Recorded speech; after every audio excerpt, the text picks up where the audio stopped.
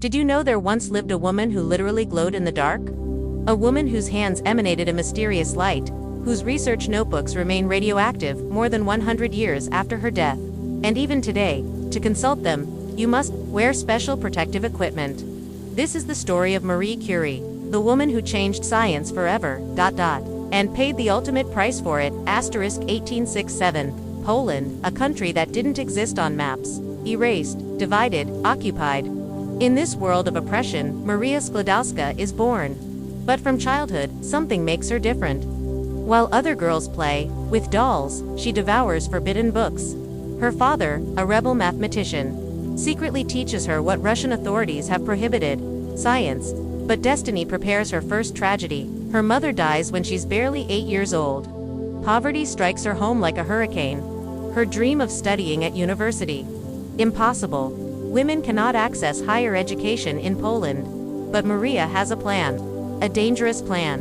The floating university. That's what they called the clandestine education network operating in Poland. Professors and students met in basements, attics, abandoned houses, if discovered, prison, or worse. Maria becomes a clandestine teacher.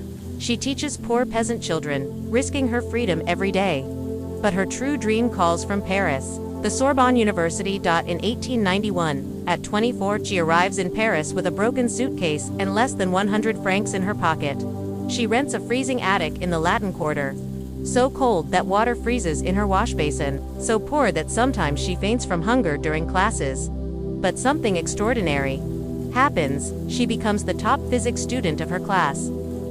Maria meets Pierre Curie, a brilliant and melancholic scientist who, at 35, had sworn never to marry. But when he sees this young Polish woman speaking about science with burning passion, something changes in him forever. They marry in 1895. She becomes Marie Curie.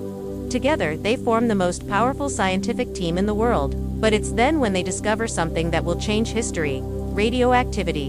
In 1898, in an abandoned shed that serves as their laboratory, Marie makes a discovery that obsesses her. There exists an unknown element that emits mysterious energy. To prove it, she needs to process tons of uranium ore with her own hands.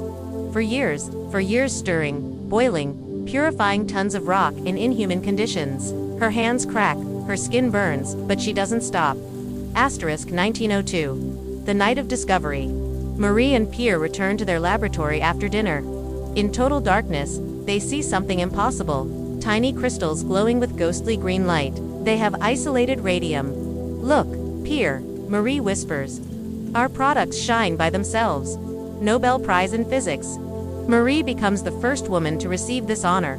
The world acclaims her, but radiation is already slowly killing her. The tragedy nobody expected.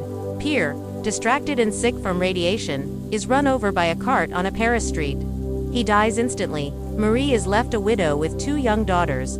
But something incredible happens. The Sorbonne offers her Pierre's chair.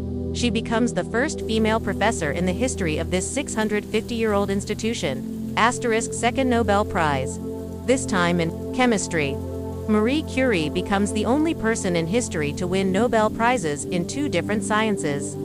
During World War I, she develops mobile X-ray units that save thousands of lives. They call them petites Curies, but the price of her genius is brutal. Radiation consumes her body. In 1934, she dies of aplastic anemia caused by decades of radioactive exposure. Her legacy: 2 chemical elements discovered. The foundations of modern nuclear medicine, and proof that a woman can change the world. Her laboratory notebooks remain radioactive. They will stay that way for 1,500 more years. Marie Curie didn't just defy death, she became immortal. This was Marie Curie, the woman who glowed in the darkness.